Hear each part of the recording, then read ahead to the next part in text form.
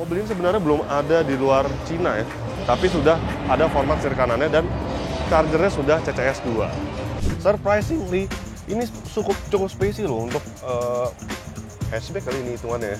Hatchback EV dengan panjang 3,7 meter. Ini mobil rasanya udah siap masuk Indonesia.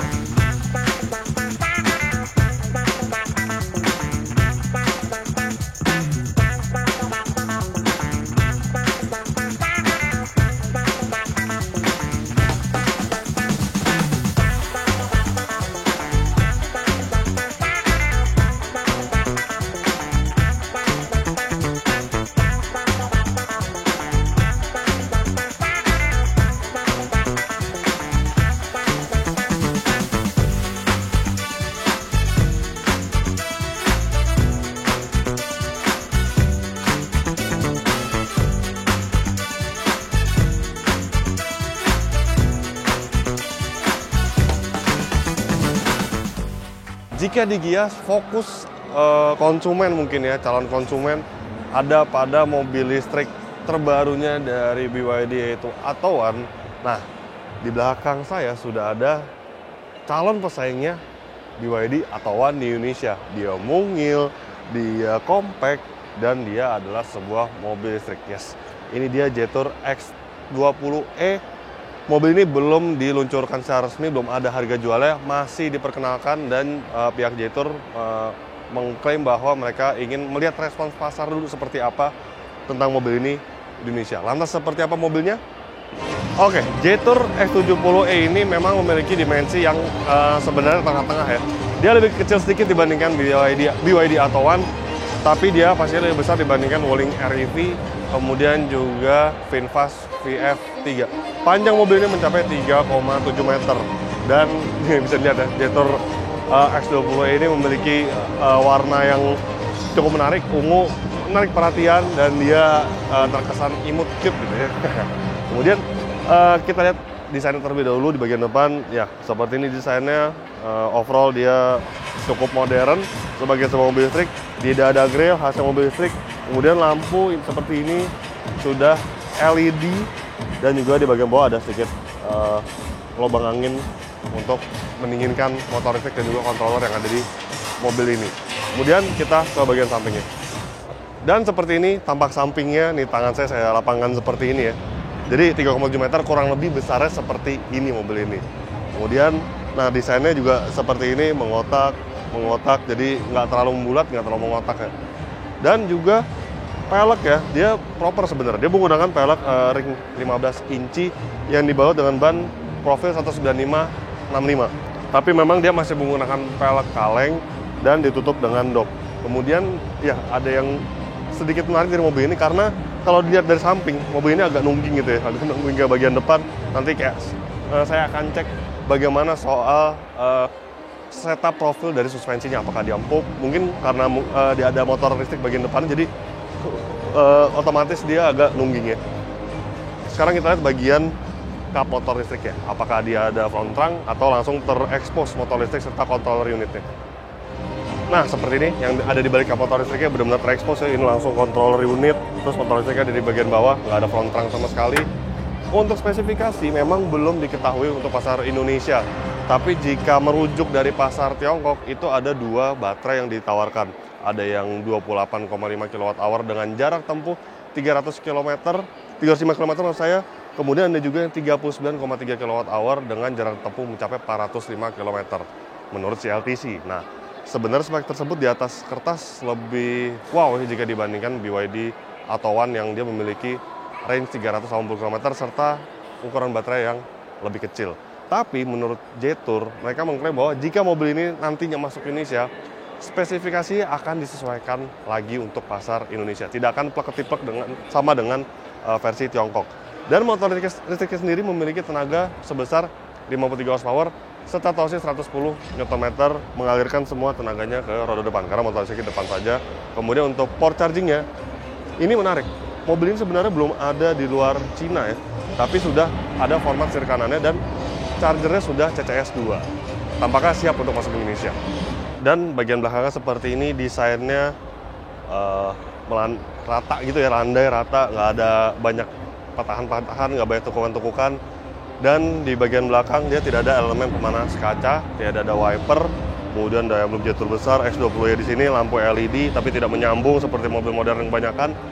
Ya, secara overall memang soal desainnya dia lebih sederhana, lebih simple jika dibandingkan BYD Atto One ya, yang benar-benar tuh dia lowkarnya banyak, kemudian kayak terinspirasi dari mobil apa gitu ya.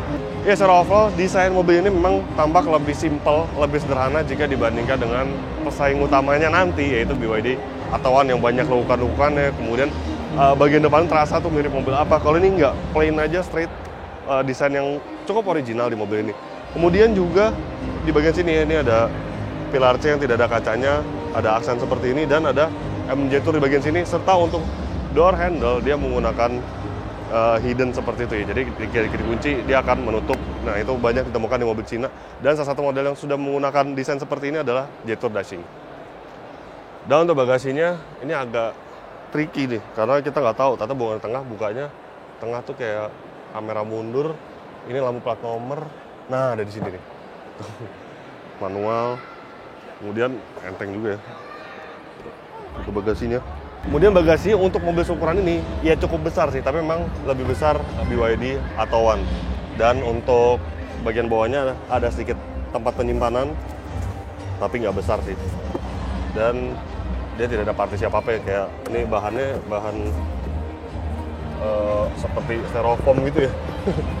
Styrofoam keras. Kemudian coba kita lipat bangkunya, jok baris keduanya, dia bisa dilipat secara 60-40 kalau misalkan Anda bawa barangnya banyak gitu ya. Memang tidak rata dengan lantai, tapi at least Anda bisa membawa barang besar dengan melipat bangku baris keduanya. Dan ini dia baris keduanya. Ini jok sudah saya sesuaikan dengan posisi berkendara saya. Tinggi saya 170 cm. Surprisingly, ini cukup spacey loh untuk hatchback kali ini hitungannya ya. Hatchback EV dengan panjang 3,7 meter.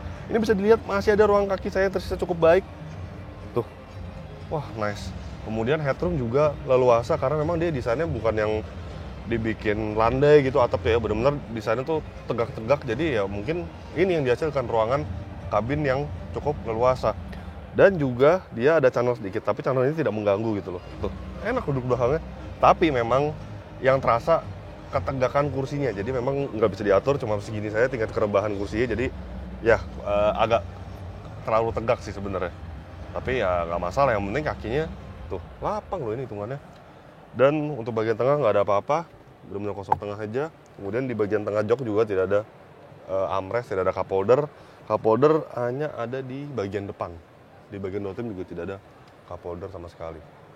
Oke, sekarang kita lihat bagian depannya. Apakah fitur-fitur yang menarik? Ini dia bagian depannya. Memang dia kesannya tuh lebih mirip dengan Wuling Bingo ya. Kecil-kecilnya. Kalau dibandingkan dengan Atto One tuh, Atto One lebih besar dalam memang terasanya. Di mobil ini tapi cukup proper juga sebenarnya untuk tinggi saya 170 cm, untuk menyetir tuh enak juga. Kemudian dashboard tuh rendah, blind spotnya cukup minim, meski pilar A ukurannya cukup besar ya, tapi terasa commanding dan enak gitu untuk visibilitasnya. Kemudian untuk dashboard bahannya sendiri ya masih keras lah, masih keras. Ada soft touch di bagian sini aja nih, di bagian door trim. Dan juga jok bagian depan maupun bagian belakang dia dilengkapi dengan material fabric seperti ini ya. Kemudian jok bisa diturunin ternyata, nice. Manual sih tapi nggak apa-apa, ini jadi ini enak nih baru nih untuk fleksibel juga nih, lumayan tuh. Wah enak. Overall ini lebih enak daripada Bingo EV ya, posisi interior. Nanti saya akan bahas. Kita lihat apa aja dulu yang ada di sini. Yang Semicaster seperti ini nih, digital tapi digital yang nggak high definition, yang biasa aja, tapi informasi cukup banyak, range, baterai, kemudian power berapa persen, odometer, dan juga konsumsi energinya. Kemudian juga sistem entertainmentnya nggak terlalu besar, tapi rasanya ini cukup bagus itu ya, cukup nggak nge-lag. Tuh, wallpaper bisa diganti, terus juga informasi yang disampaikan cukup banyak, ada Bluetooth, ada Apple CarPlay, dan juga Android Auto. Wow. Terus juga AC diatur, AC itu ada dua ya, bisa diatur dari sini, bisa diatur juga dari sini untuk anginnya. Tapi untuk suhu tampaknya harus dari sini nih. Ya, suhunya single zone dan harus dari sistem entertainmentnya. Tingkat terang, Bluetooth, Wi-Fi. Nah, mode berkendaranya ada nyaman tuh apa ya? Comfort. hemat energi atau eco, dan ada juga mode olahraga, mode sport. Ini mobil rasanya udah siap masuk Indonesia ya, karena udah bahasa Indonesia di sininya. Dan ada auto hold juga. Ya, tapi informasi kebanyakan di sistem instrumen clusternya, bukan di entertainmentnya. Ada ESC off, kemudian electric parking brake, trailer mode, driving mode-nya, terus ada juga bisa diatur nih untuk pengereman regenerative braking-nya. Ada 3 step. Nah, di sini ada beberapa tombol, ada round view monitor, ada kamera 360-nya. Di sini ada tempat penyimpanan, ada soket 12 volt dan ada USB Type. Ada juga Type C. Wah, nice. Ada tempat penyimpanan lagi di bagian sini, tempat penyimpanan banyak. Dan di bagian tengah ini kosong. Ini ada 2 buah cup holder, ada tempat penyimpanan dan ada tempat penyimpanan lagi di bagian sini. Dashboardnya sih desainnya simple, memang bukan yang terkesan mahal, tapi oke lah. Ini juga asennya sama juga di Pilar C ya. Asen yang begini ini ada warna gold seperti ini, ada warna putihnya. Kemudian juga ini bukan seperti mobil Tiongkok kebanyakan yang mobil listrik. Jadi biasanya pegang kunci, masuk, injak rem tuh bisa langsung nyala. Kalau ini ada start button di bagian sini. Dan wah, sayangnya setir tidak bisa diatur ya. Benar-benar fix seperti ini, nggak bisa tilt, nggak bisa teleskopik, ya nggak ada. Benar-benar gini aja. Tapi untuk setir sendiri sih ada beberapa tombol nih, ini untuk mengatur volume, untuk next track, back track.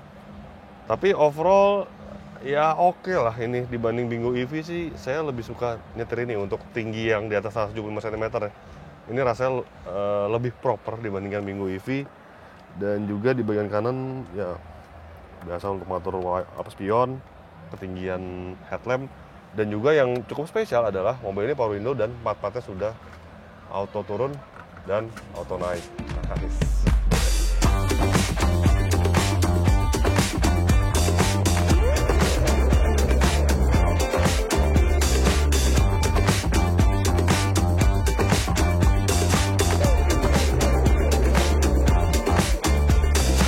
Sebagai kesimpulan, memang kalau melihat Jetour X20e ini ya, kalau nanti dirilis di Indonesia harusnya dia bisa lebih murah dibandingkan BYD Atto One.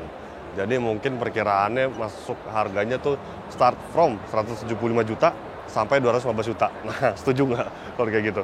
Tapi overall mobil ini oke, mobil ini proper, dan dia siap bersaing dengan Atto One dan juga Bingo EV di Indonesia. Dan dia terasa lebih proper, lebih make sense untuk digunakan harian jika dibandingkan dengan REV ataupun VinFast VF3 yang hanya 2 pintu. Nah, jadi begitulah hasil video first impression kami terhadap Jetour X20e. Klik like jika Anda menyukai video ini, subscribe bila Anda belum, dan jangan lupa juga untuk isi kolom komentar di bawah.